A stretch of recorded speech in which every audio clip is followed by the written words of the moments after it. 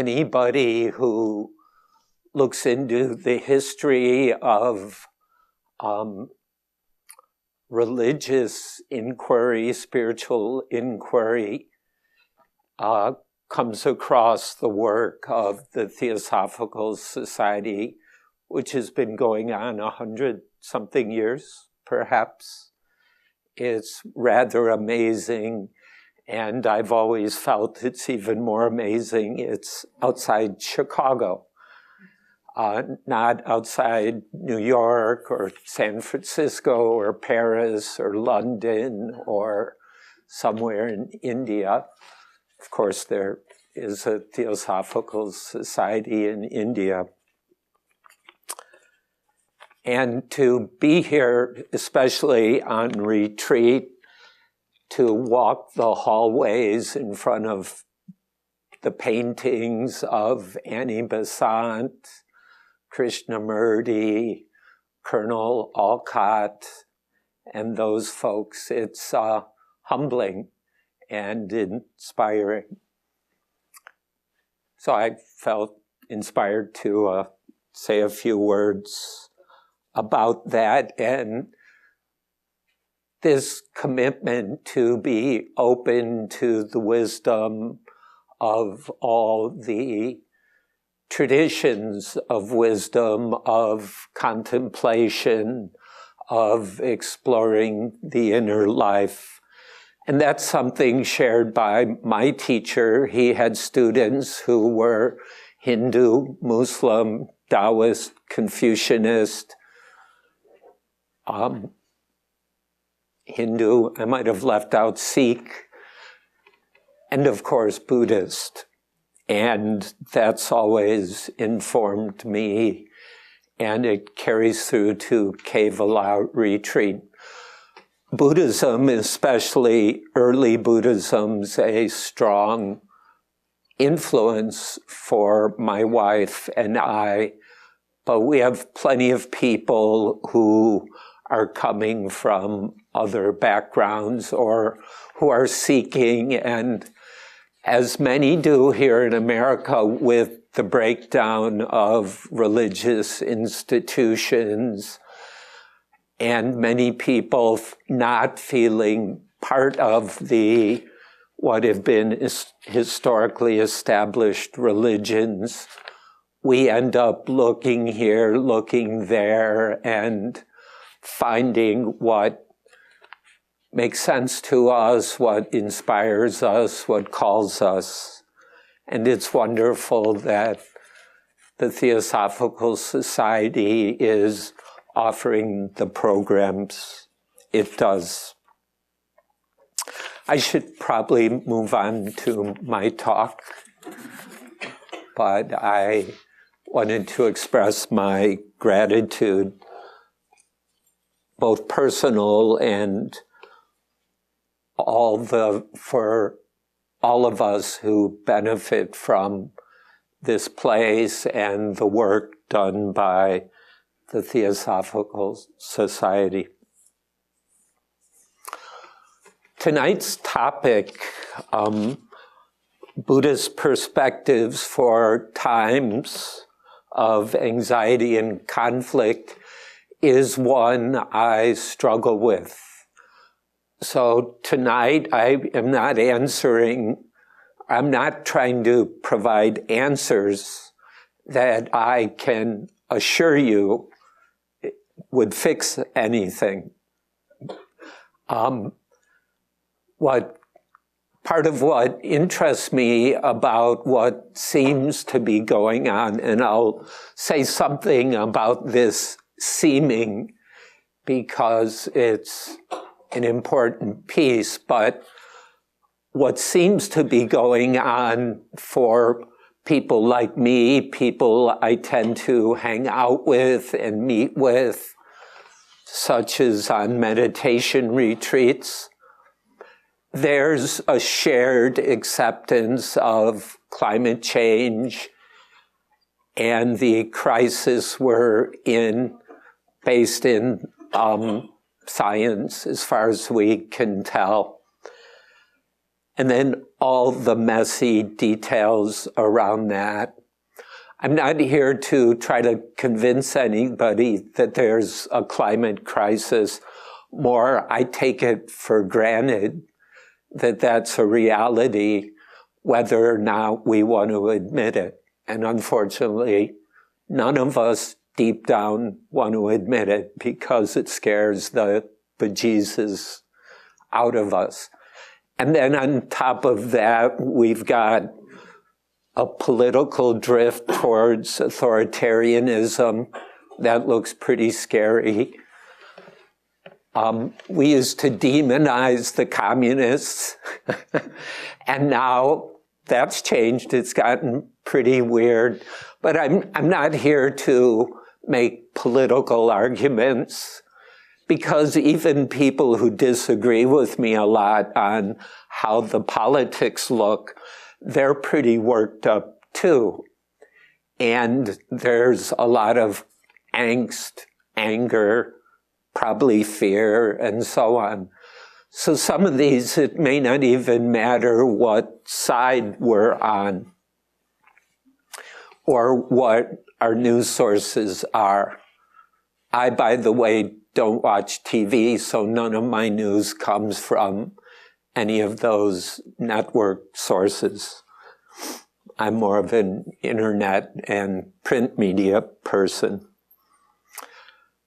Or what about the economy, where now, like I grew up in a south suburb of Chicago, 60s, 70s, and we did fine without both parents having to be all stressed out, working 1, 2, or more jobs. And now, just to maintain middle-class status, how many people do we know that are just stretched by an economy where inequality has reached historically large proportions? And in the past, say the 1870s, the similar levels of inequality led to great social unrest. And maybe that's what we're seeing today. So my talk tonight takes these kinds of things as background. And again, I'm not assuming you all will agree with me, because most of these issues, realities, whatever we want to call them, people are coming at them from different sides and yet are pretty worked up.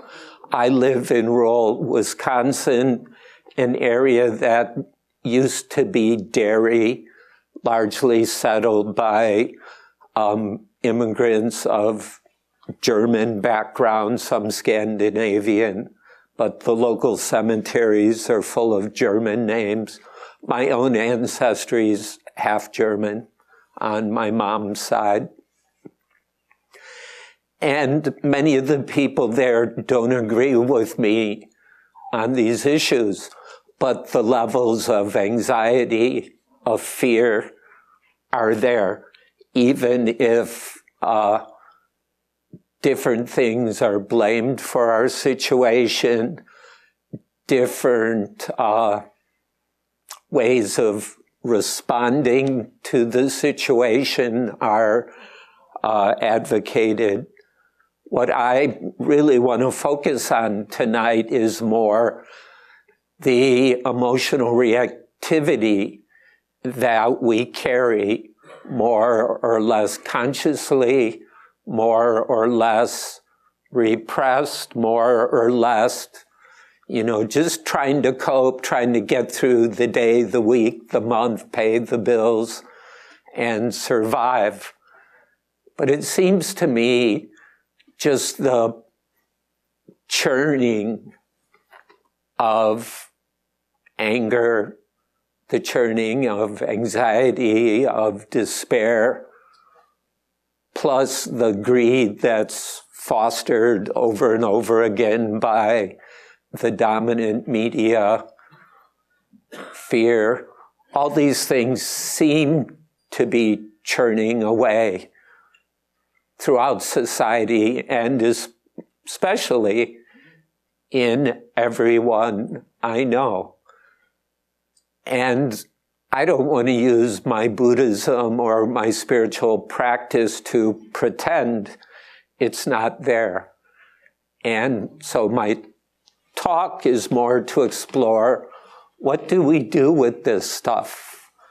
My own take is the levels of conflict, like exemplified by the mess of Congress and the charade of much of the impeachment that's going on. I take this to be, there's so much anger and fear, greed for power, for stuff, for nice vacations in beautiful places to get away, that these forces are colliding within us, the stuff going on in me colliding with others, and it's playing out through larger social phenomena like our politics. So this is what I would like to begin addressing tonight. And in a Buddhist perspective, the things I'm talking about, traditionally greed, hatred, delusion, anger, fear, confusion, guilt, excitement, these things are the markers of suffering. They're signs of suffering.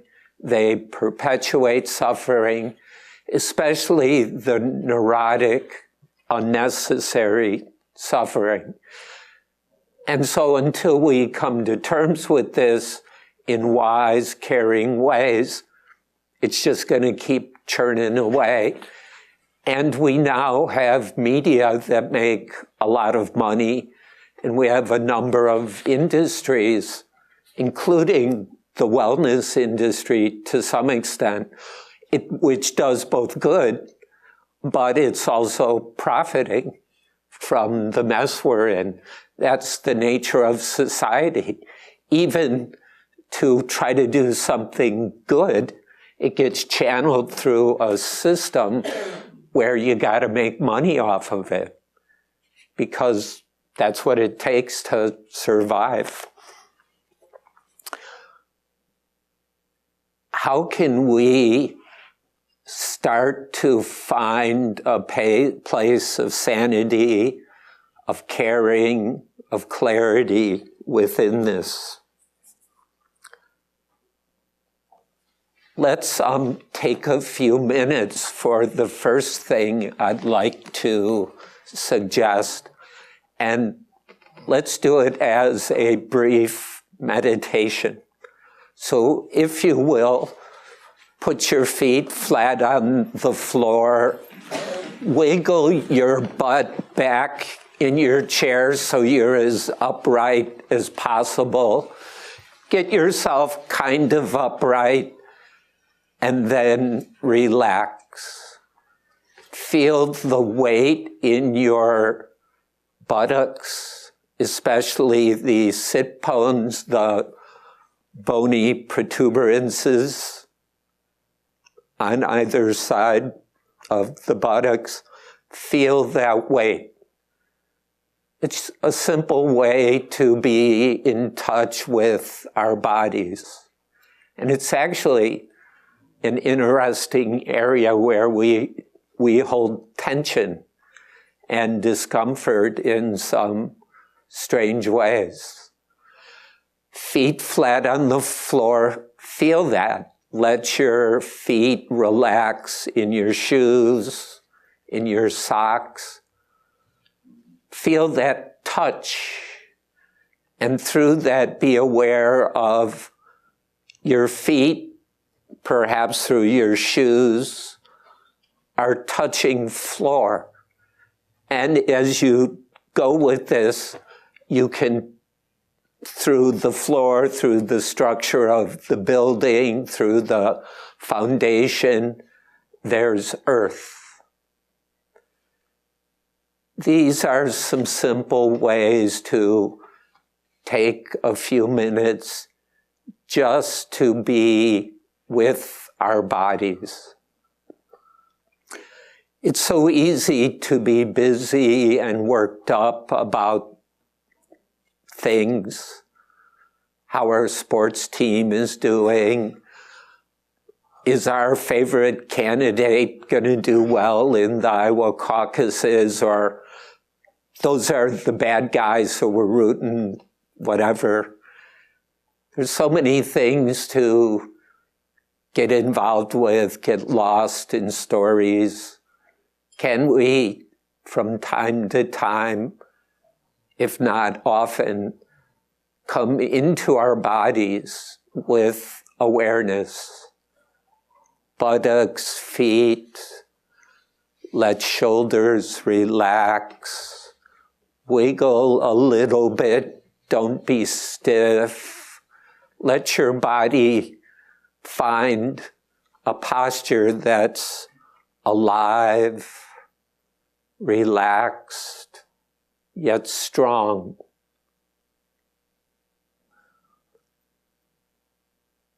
This is always available to us. And many of us, once we begin to rest in awareness of how the body feels, which is a huge area for exploration on its own, and it also breathes. My own meditation practice is centered in breathing. And so once we're sitting with awareness, we easily notice the breath. And without trying to focus on breath, keep noticing it. It's alive and dynamic. It's not something I need to do. It's happening. If it's not, you're not alive. So it takes care of itself. The body, the brain manages it. All that's needed is to let awareness touch the breath, rest in breath.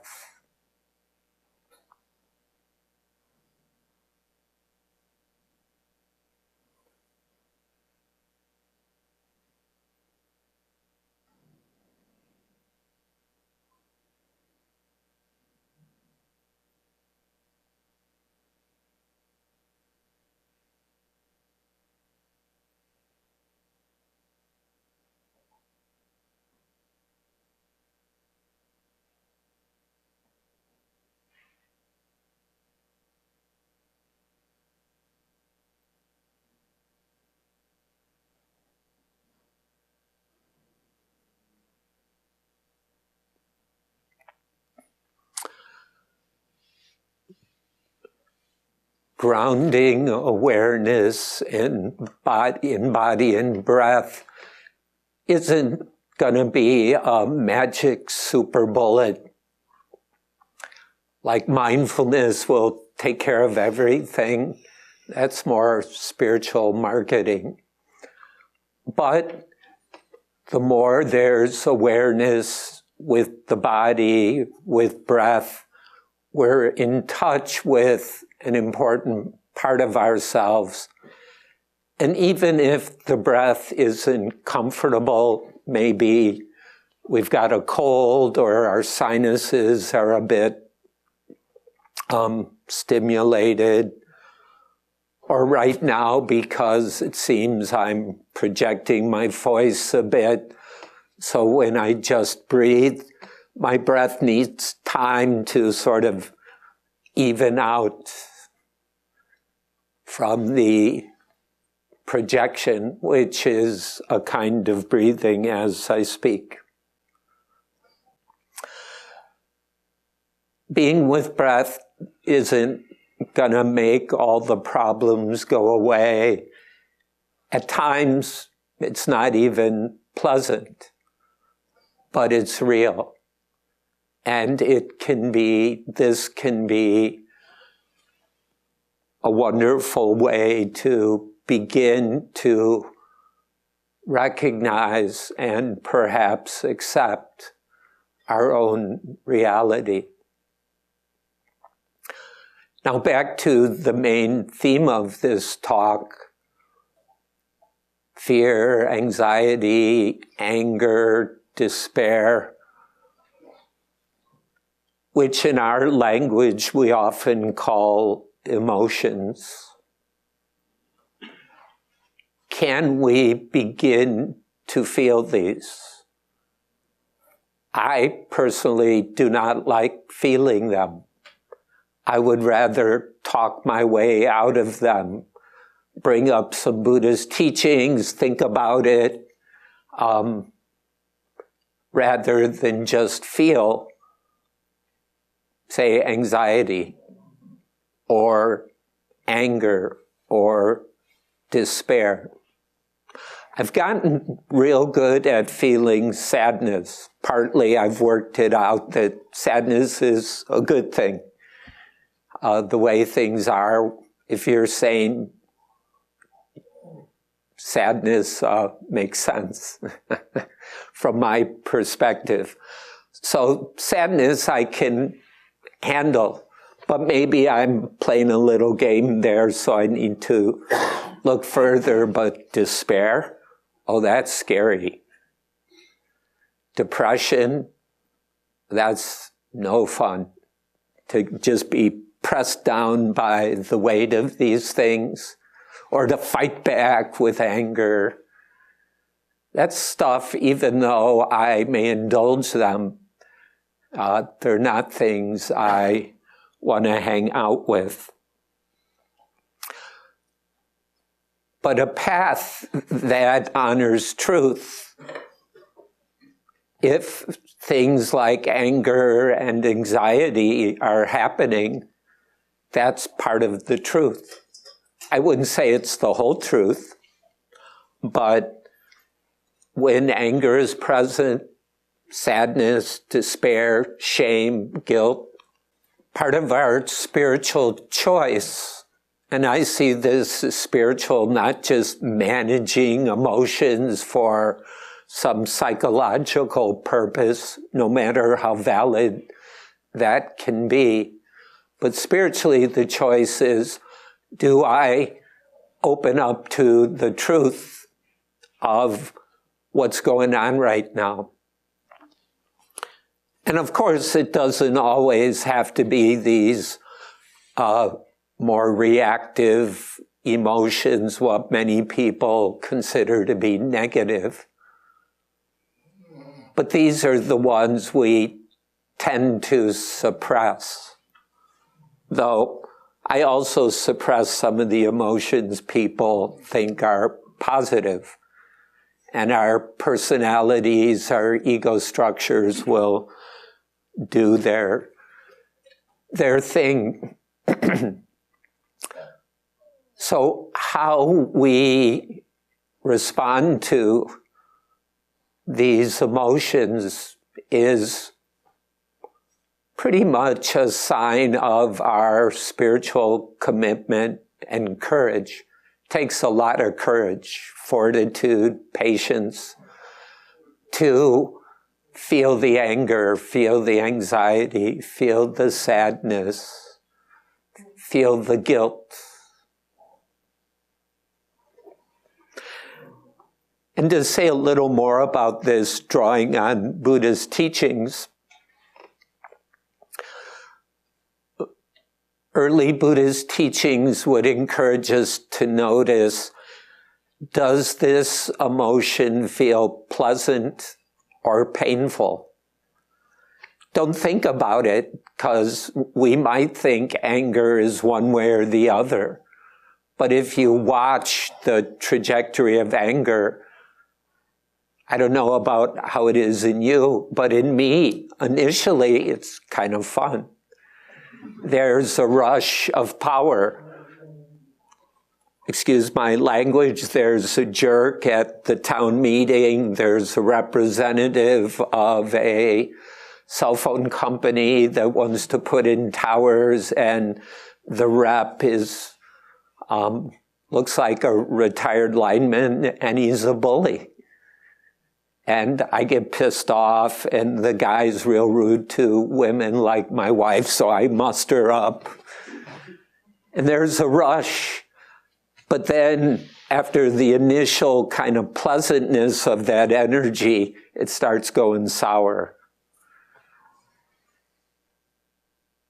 Fear, I've never experienced that as pleasant, but maybe some people do. It's like, I don't know, I'm afraid, it means I'm alive. That doesn't make sense to me, but people are strange and all kinds of things happen. A simple Buddhist way to be present to the emotion without getting lost in it, because that's the trick. It's happened. How do we become aware without feeding it?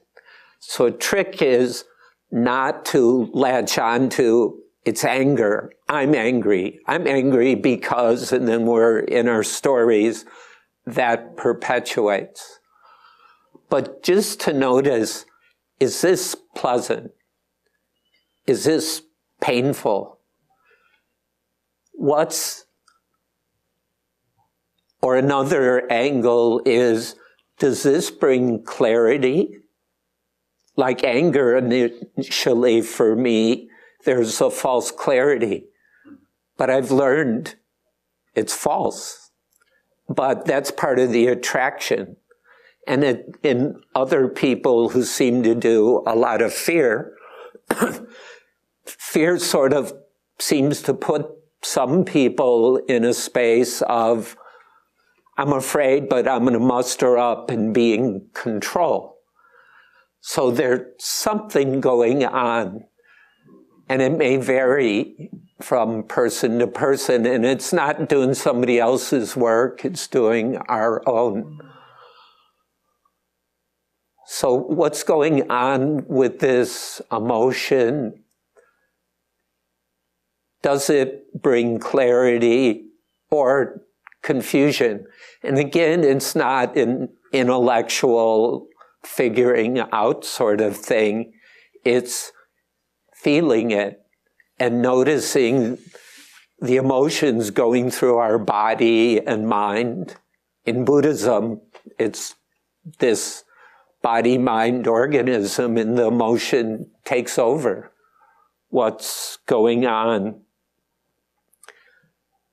And the more we see how these take over and change our perspective, no matter what our spiritual or religious or whatever beliefs are, when these things take over, those beliefs are pushed aside, maybe not completely, but sometimes.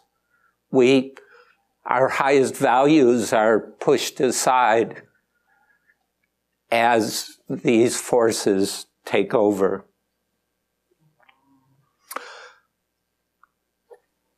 Being present with awareness, with non-judgment, acceptance, with care in the body, with breathing is one approach. To me, that makes it much more possible that I can be honest about any emotional reaction going on, as well as when the unhealthy emotions aren't happening, and maybe I feel gratitude, which I often do, or appreciation. I'm lucky to live in a natural setting with woods, and until it warms up this weekend, we've got about a foot of snow on the ground and beautiful trees and a nice winding creek. There's so much to appreciate, to feel gratitude for. It's also to be in touch with these kinds of emotions or whatever virtues, however we term them. A third piece is to, it seems to me, the immensity of where we're at, especially as Americans, because of the power and influence of our society and the huge military that's perpetuating so much violence in the world. All the complex, difficult things that come with being American, even if we don't agree or support policies that implement these things, but yet it's part of us because we live here. Some of us, most of us maybe grew up here, and so on. I'm fortunate to have what Buddhism calls Sangha, community. And this takes many forms. A specific form I'll share as an example is locally, my wife has organized a small group that together is going through a program called Echo Sattva training. Echo, no H, so you know what that means. Sattva is a Sanskrit word which means sentient being, beings that breathe and feel, are sensitive, and so on, have consciousness. And that's a play on bodhisattva, an ideal within some forms of Buddhism. So there's a training that's been put together by One Earth Sangha, which has a website, oneearthsangha.org. And they have this training program. And there are 5 or 6 of us who meet every week or two, listening to some video presentations by various people, mostly Buddhist and diverse backgrounds, African American, Native American, and so on. But we then take that, and in this case, 5 or 6 of us spend an hour and a half reflecting and talking about how we feel about it. This group is not a group for taking action. Those who wish have action-oriented groups to participate in. I'm involved in some of those as well. But for the side that fits with tonight's talk, to have a safe place with some friends where we can talk about how we feel. And that's, many of us aren't even clear how we feel. But to be able to talk with people who will listen and respect that helps us to let ourselves feel. What do we think? What are our beliefs?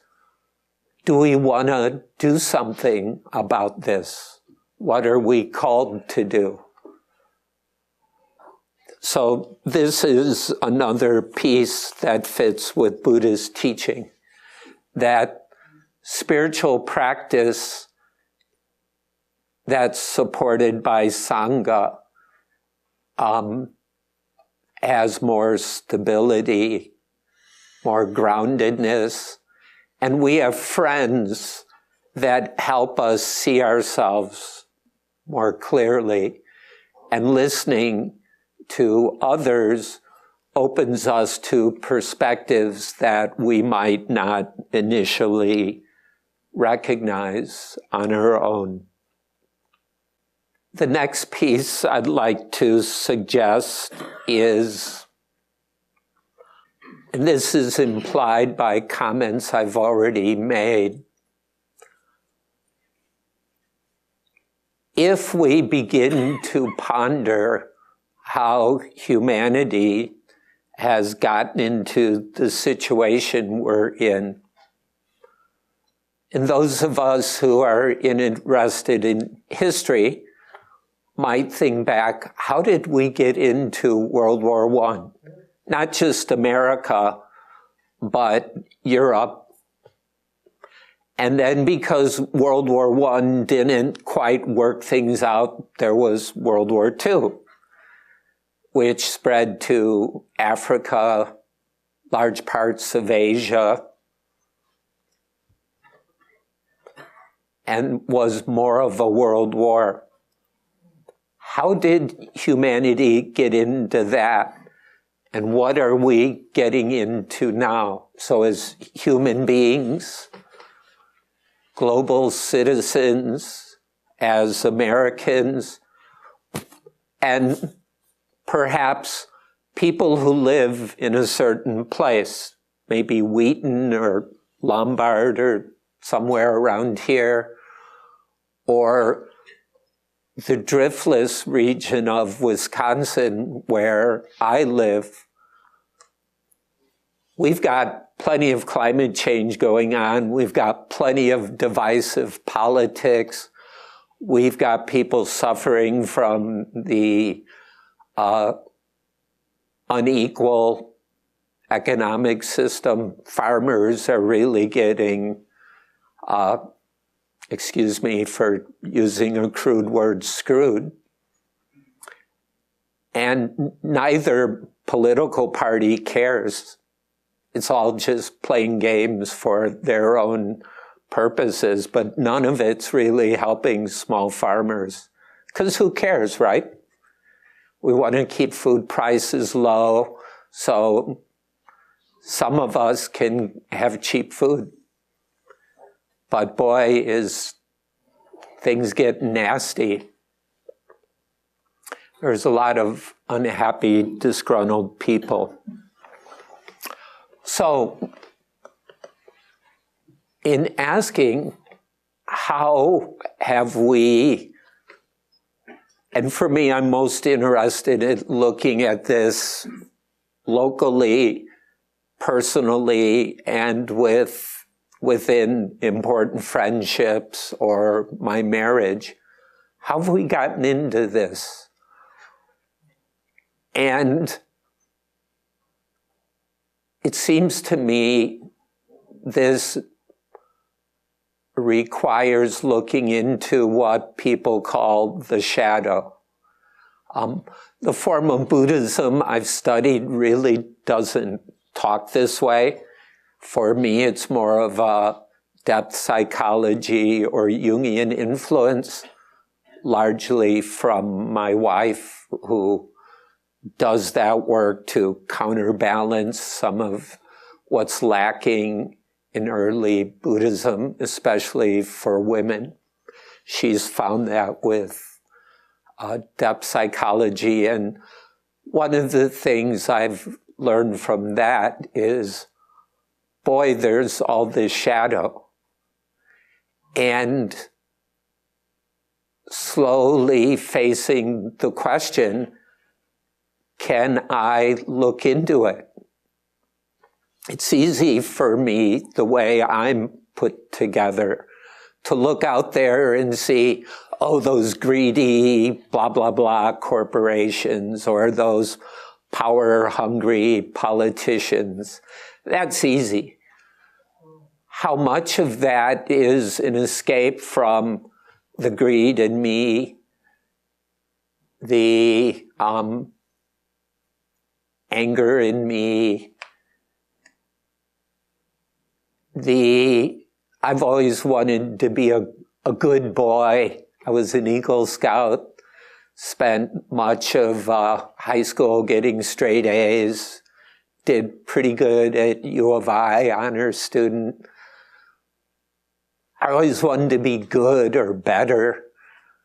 But what about the dark side?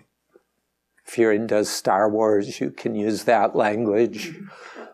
But it ain't just on the movie screen. It's not just going on in Congress or Mr. Trump hanging out with Mr. Putin. It's in here. And can we face this? So I'm slowly learning to see it as an opportunity. By the way, Kevala Retreat, we changed our name a few years back because Kevala speaks to wholeness. And this is both a Buddhist and a Jungian and other traditions that seek wholeness. Wholeness requires looking into the shadow stuff, like my own evil. I almost gag saying those words. I've tried to be a good monk, a good this, a good that, good husband. I don't want to admit there's evil in me. I've spent years using non-dual mumbo-jumbo. Oh, we're beyond good and evil. Rubbish. We might aspire to that, but we're not going to get there until we face the potentials, at least, for evil. And that's there every time I get angry, every time my fear makes me self-centered and makes it harder to care about other living beings and so on. And this again speaks to courage. It's a call to be really courageous to face the stuff we don't want to face. I think it'd be weird to want to face this stuff. The psychological research of even fairly dishonest and criminal people still want to believe they're good. Yeah, I'm a gangster, but I keep the honor code, and so on. We all have some need to see ourselves as good. Can we face the parts of us that, if not actively evil, are still have that potential? And it's, take climate change, or the way America throws its military weight around. This last year, we dropped more bombs on Afghanistan than ever before. I thought the war was supposed to be winding down. And we're still bombing the hell out of the place like happened in Vietnam. Can we face this stuff?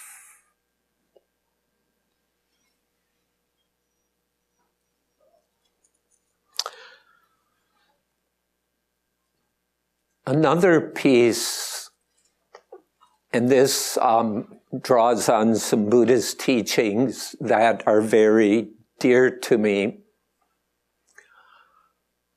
So, as I've talked, I've touched on, let's call it the climate crisis. I use different words: climate catastrophe, climate destruction, climate change. Boy, it's way past that. I mean, it is that, but it's a big mess. So I like crisis. But in naming it climate crisis, or however you might name it, or CNN or New York Times or whoever names it, that's what Buddhism calls perception. So where I live, we experience bits of climate change. Last year was the second wettest year on record. I think that's nationwide. And we experienced that. Saturated soils, afraid of mudslides. We live on hilly property, big oak trees. Is that going to fall down on the house? I never thought about these things till 3 years ago. So things that seem tied to climate change, but as soon as we go beyond these very immediate, tangible things, like the screwy weather where it never gets cold enough for the snow to stay snow for long, like the good old days. Soon as we go beyond that and talk of climate change or whatever, now it's a perception. And I'm drawing on things I've read. I've read plenty about this. I believe the scientists, the reputable ones who aren't hired by oil companies. And that's another perception, right? So right now, I'm not going to argue my perceptions are right. Because whether you agree with me, disagree, or whatever, we're operating on perceptions. Where do they come from? How do we construct them? This is a big part of early Buddhist teaching. Naively, we believe, like, I did the reading. I've listened to podcasts, etc. There's climate crisis. It's obvious. Species loss, yada, yada, tons of evidence. It's easy to convince myself it's real. And I'm not saying it's not real. The tricky part, though, is when I'm convinced it's real, I create a perspective and I lock it in. That's different than the perspective of this moment. Things change. So I begin to carry perceptions, perspectives, narratives, stories. If you hang out with certain people, there's a story. I have friends involved with Extinction Rebellion, which I find attractive. And they believe the current political economic system is not going to do anything meaningful. And they might be right. I don't know that they're right, but I kind of suspect they're right. So their approach is disrupt. Their perspective is the current social systems in the UK, where it started, here, and most countries, not going to do anything meaningful, so disrupt. I'm not quite there personally. But these are stories we tell, and we retell, and we believe. and then make judgments. And then what happens when somebody else has a different story? So-called climate deniers. How often do we use labels like that? Or in a different set of issues, so-and-so's a racist. So-and-so's a sexual predator. We go beyond immediate observable behaviors and activities. We construct narratives, and out of those we judge.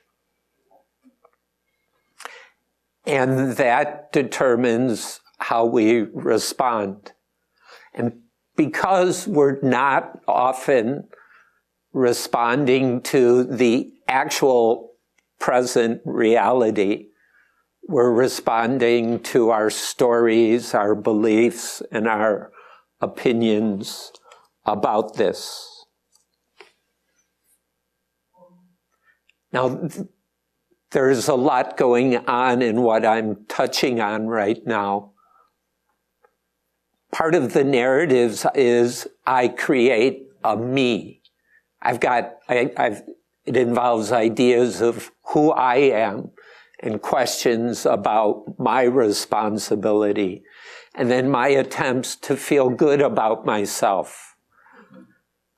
And then that feeds my anger at people I think are behaving badly or profiteering off of the situation.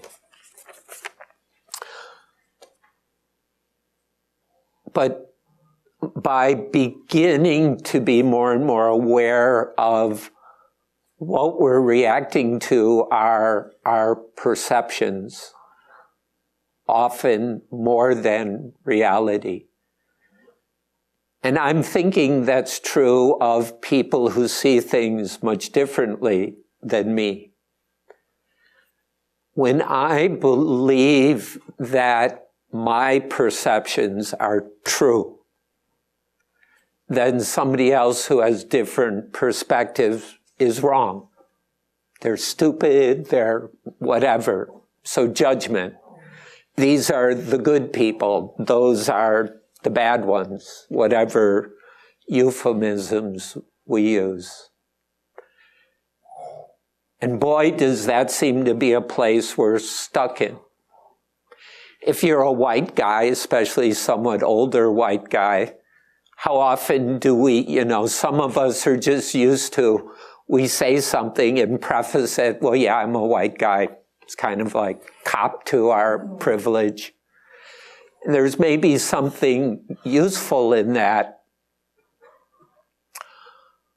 But how much judgment is going on with that as well? And this isn't about letting white men off the hook, or men, or white folks, but it's the perceptions and how we get caught in these and we form opinions. And the more locked in we are with this, we can't accept people who see things differently. Even one climate action group I participate in, the arguments about what to do at times get a little nasty. And it's hard to actually do stuff because, my perspective is the best one. And these are people who share a lot in common, let alone diametrically opposed. So what I'm getting at here, one way to tone down the conflict is to become more aware of how much we're reacting to our own perceptions, beliefs, and judgments. And spiritual wisdom traditions are full of this kind of thing. It's not like it's all illusion out there, but how I'm taking what's going on, that's where the illusion can be. And unless I'm on top of my own illusions or projections, how can I begin to listen to others and find places of opportunities for respect and some meaningful conversation?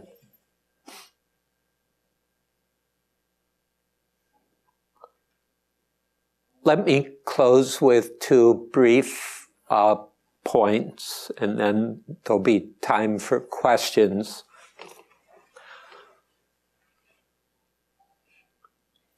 I just opened up a big can of worms. All this stuff about projection, our inner stories. So I'd like to ground that in something pretty simple. I'll call it Buddha's razor.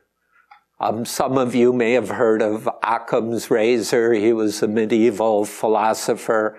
I used to know this stuff, but I can't remember exactly what Occam's razor is, but that's okay. It's a metaphor that I'm going to use. Buddha's razor. And Buddha had two of them, but the one I'm going to bring up now is suffering and the end of suffering. Somebody once asked Buddha what he taught, and he said, well, in the past as well as now, I teach, or the word can be translated point out or point to, suffering and the end of suffering, or the quenching of suffering. The reason I'm calling this Buddha's razor is whatever we're facing, however daunting, however complex and messy, and most of what I've been talking about tonight seems to me to be incredibly messy. It's hard to find clarity, real clarity, that's not just making up another story to feel good. But a tool I draw on is, where is the suffering? And to be looking within the mess, the confusion, the conflict, can I see glimmers of non-suffering? And that comes down to like talking about anxiety. I haven't said as much about that tonight. If I let myself feel anxiety, it's suffering. And it's generally neurotic. So I can notice that. And the more clearly we see anxiety, in the anxiety, we can see the end of anxiety. And the clearer this is seen, the closer it is. When we're caught in anxiety or similar things, but without much clarity, it's huge. It's a kind of hell. And it's eternal hell because it seems to just be going on, no end in sight. That's the immediate kind of feel when we're really caught up in this stuff. But with more clarity that comes from courageously facing and feeling the anxiety,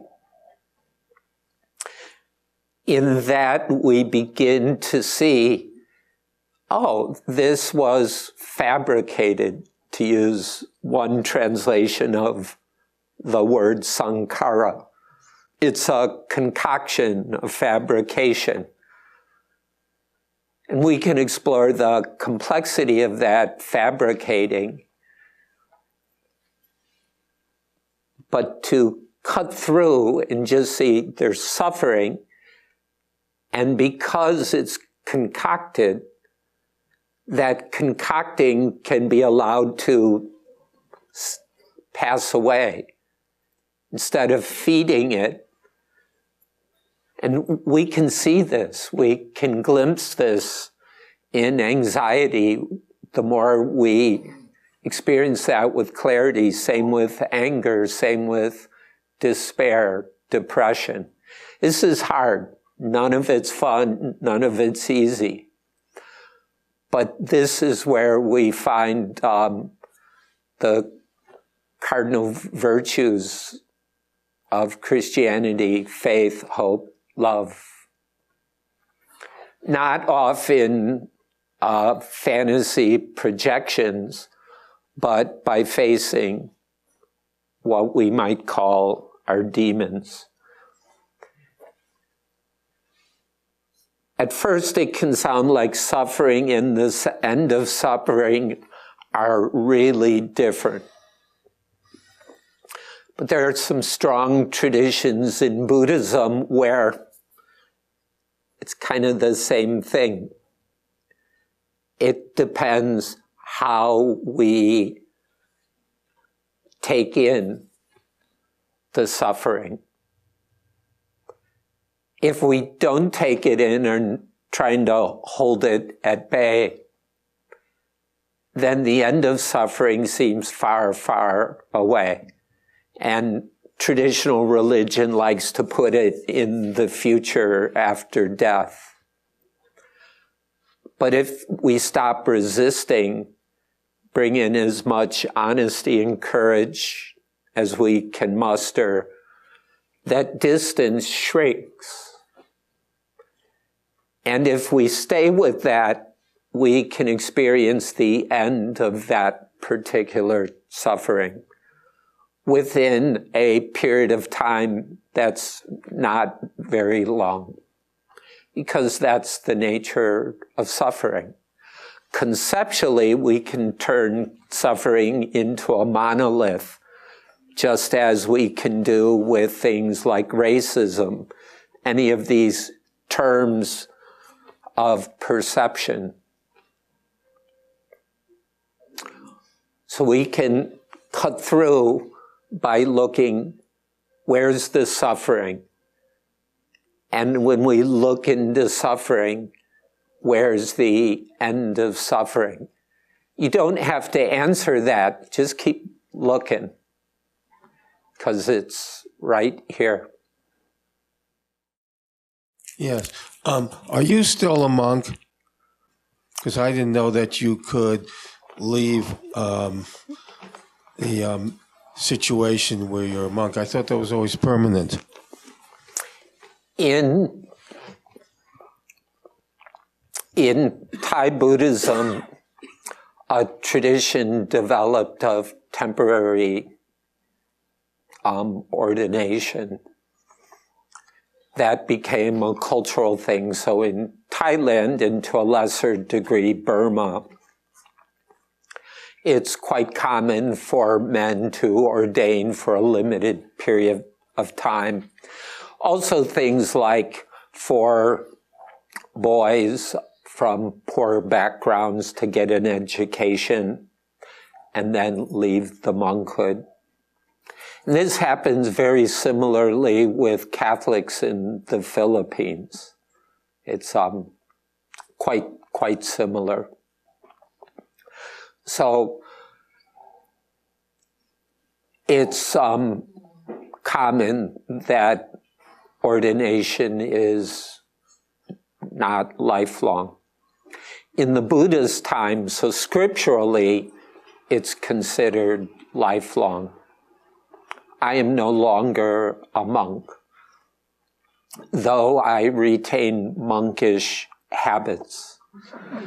Like I'm not good with anything financial, and that causes trouble. But I'm not a monk. Thanks for your talk tonight. I'm interested in how the peace of mind and the other inner work that you so ably described, how that meets the world of action and the necessity of action for some of the pressing issues that you mentioned tonight. How does one decide when to act, how to act, and what to do? Thanks.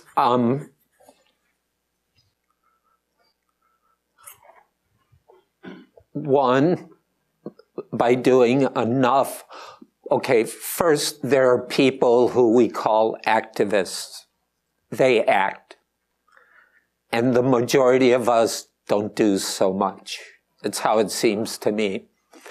I know a lot of activists. I have some activist tendencies, but I'm not so much in that camp these days. But I am acknowledging for many people, something's going on. Their impulse is to act. And many of us, it's to not act. In both cases, I think that inner work is important. Not going to quite say necessary, but I've seen activism be motivated in ways that cause trouble down the line. And then what keeps a lot of us from willingness to change how we live, if we're concerned about the climate crisis, species loss, boy, are we going to have to change how we live. And that's hard because our society, there aren't 8 trains a day between where I live in Wisconsin and Chicago like there used to be. And for political reasons, Amtrak is always being undermined by one of the political parties. So we don't have dependable public transport. So I drove here. So I don't have a lot of good choices. But even then, how much hardship will I put up with? And how much am I going to stay comfortable with the way my life is? Seems to me we need the inner work to have some clarity to ask what really matters. Is staying comfortable, is that a key value? Is there anything spiritual in being comfortable? What's comfortable? So that was the main thrust of tonight's talk. It's my belief, if we have some clarity really about our values and commit to them, it's pretty easy to look around, take an honest look at ourselves. What do I have to offer?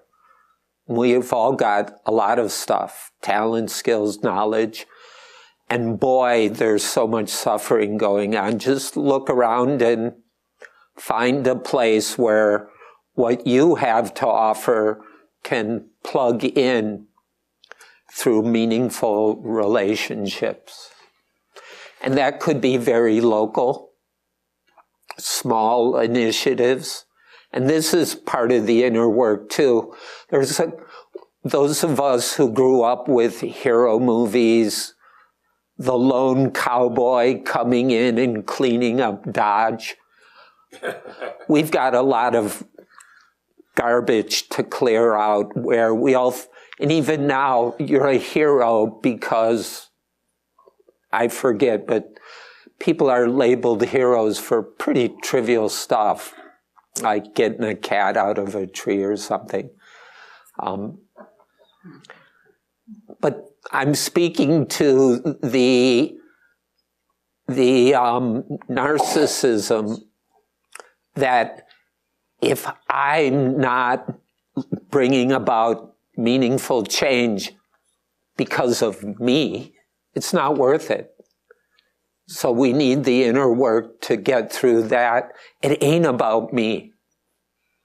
It's just what's available in me that can interact in some meaningful ways, creative, challenging, opportunities to learn, to love. That's there if we can open ourselves enough to take it seriously. And again, unfortunately, there's so much suffering in our own families. And families isn't always the best place to start, because they've known us a while. Oh, yeah, you went on a meditation retreat, now you're enlightened. But there are opportunities if we're sincere and humble, if we really commit to the spiritual kind of values that all the wisdom and love traditions uphold. So that's kind of a non-answer, but it's basically look inside, look around.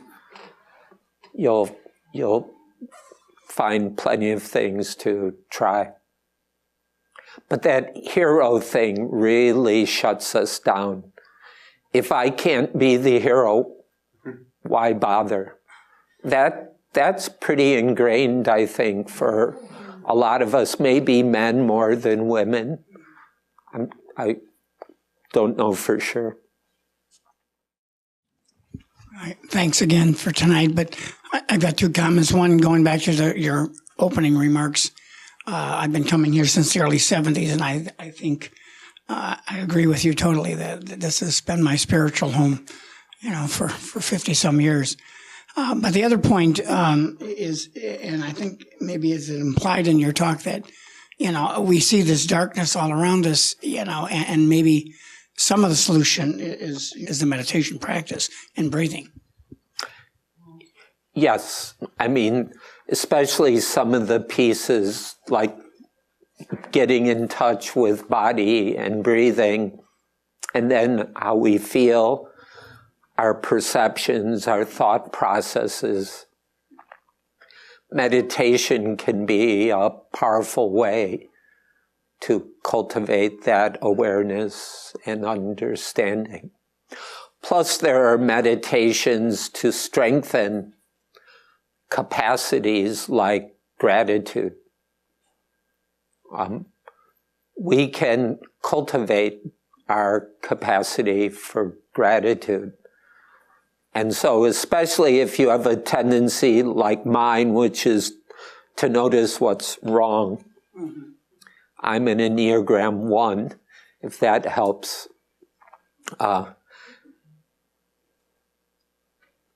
Meditation and spiritual practice keep reminding me there's beauty, the beauty of gratitude, of kindness, compassion.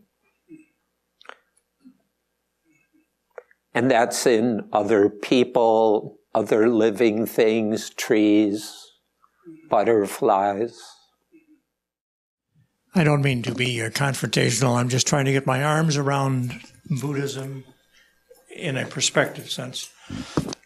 There's roughly 500 million, if I'm correct, 500 million Buddhists in the world. Relatively few in the United States, relatively few in Europe. I was looking at a few of your comments that seemed pacifist in scope. And so in looking at the world from a militaristic standpoint, it does make a difference seemingly where Buddhism is and Buddhism is not. The world is inclined toward some type of confrontational. And so from the perspective of why that is the case, what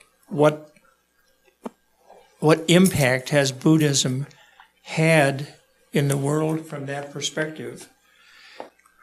And sidelight, is there any relationship between the philosophical pacifism associated with the Amish, say in this country, that you can relate to your experiences?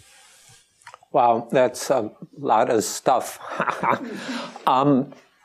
One thing is, whatever the numbers of Buddhists, those kind of statistics don't necessarily mean practicing Buddhists. It could be what we call cultural Buddhists. And just the way Christianity is hijacked by politics here, it's happened like there's a very obnoxious way that's happening in Burma these days, and a bit in Thailand and elsewhere too. So I'm not looking at the broad kind of Buddhist numbers, but at a situation like this, I'm speaking as somebody who, my childhood roots are Christian, and I still explore those, but my adult roots are Buddhist, and I don't see conflict there.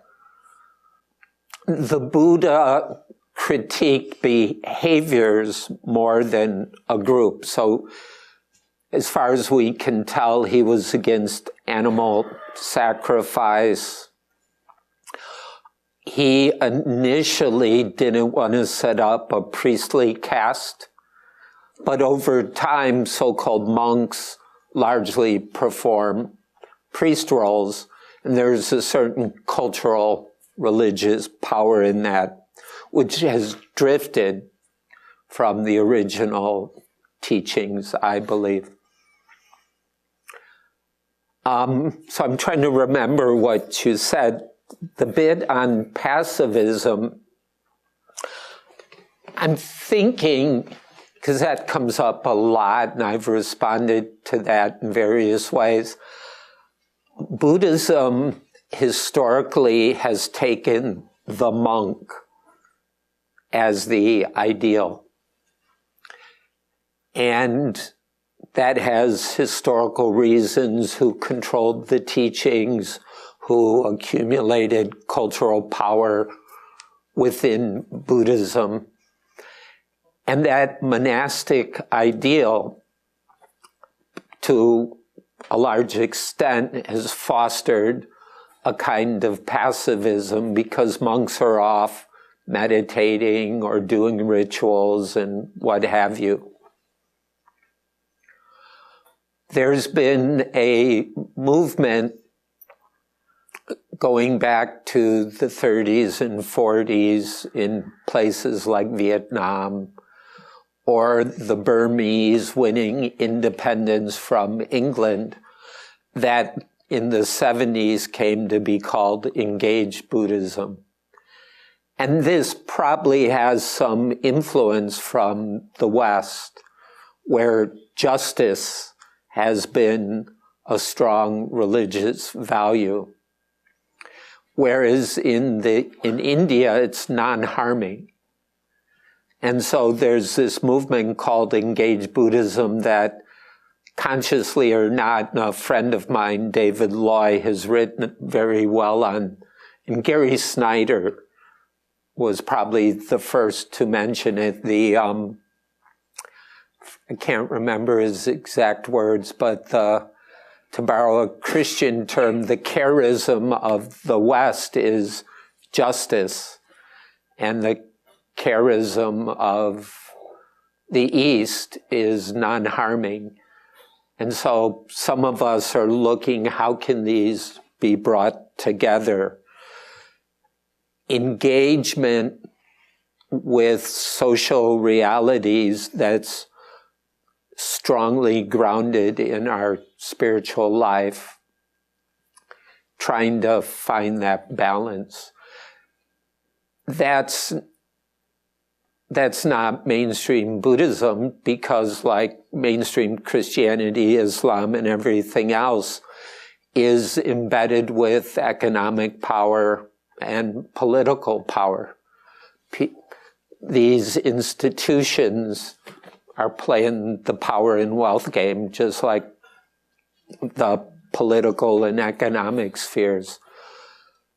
But those of us who want to keep coming back to our spiritual aspirations can begin to see through that. And whether it's as Buddhists or whatever, Theosophists, we don't need to play the power and wealth games and prestige and status. And we can begin to more and more see through that and ask, how do we compassionately engage? And so engaged Buddhists see this as really important.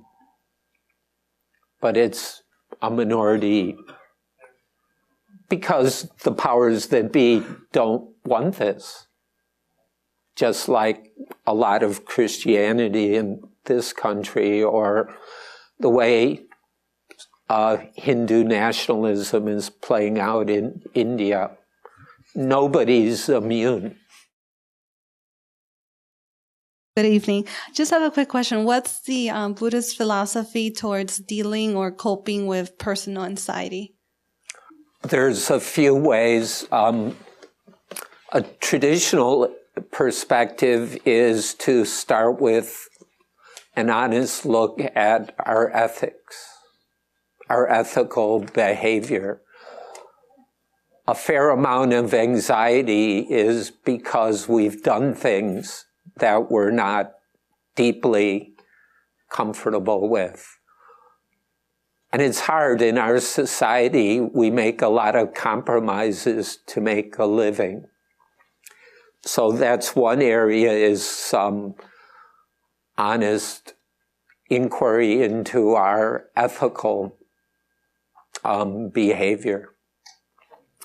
And if there's things we can begin to clean up so we have more confidence in our ethics, that helps with anxiety.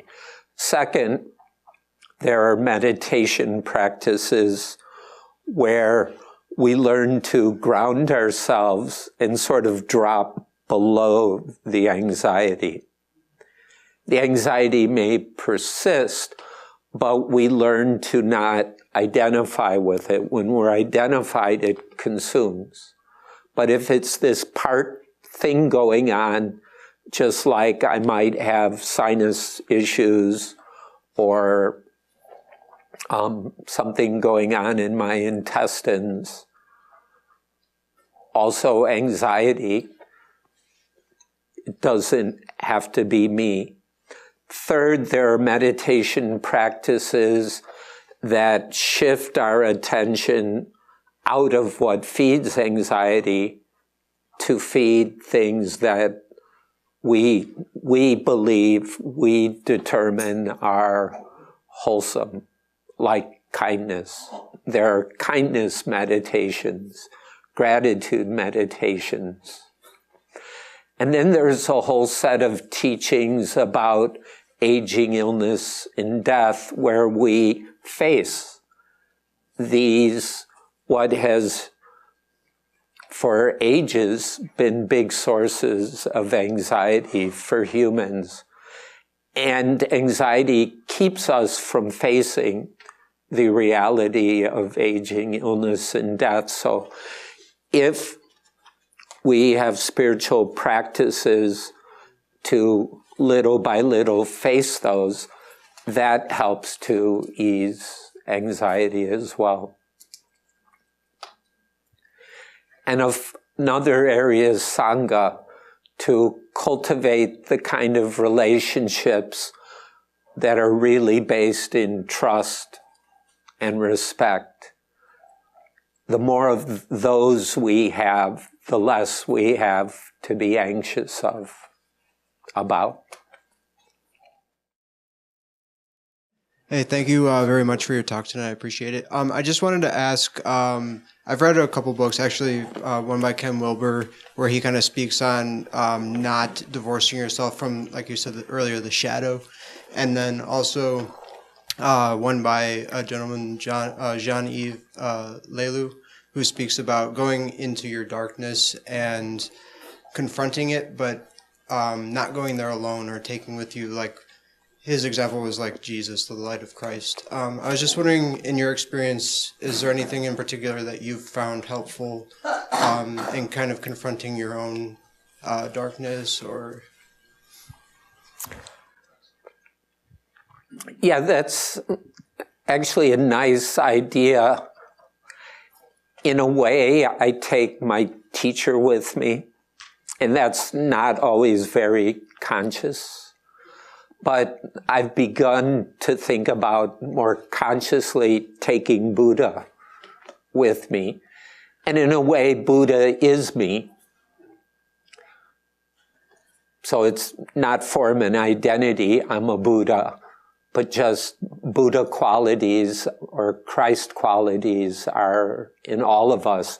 So however one gives adequate awareness to these sources of strength, of clarity, of love.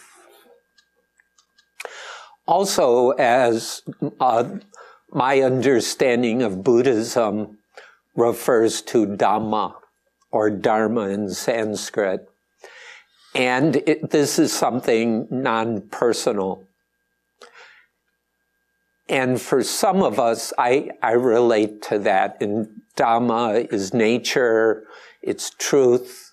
That word has a lot of meanings for me.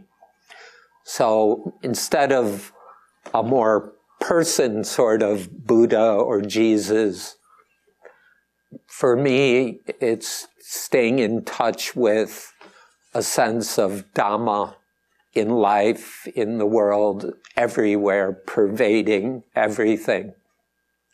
For some, that would be God, but in Buddhism, it's not spoken of in theistic terms.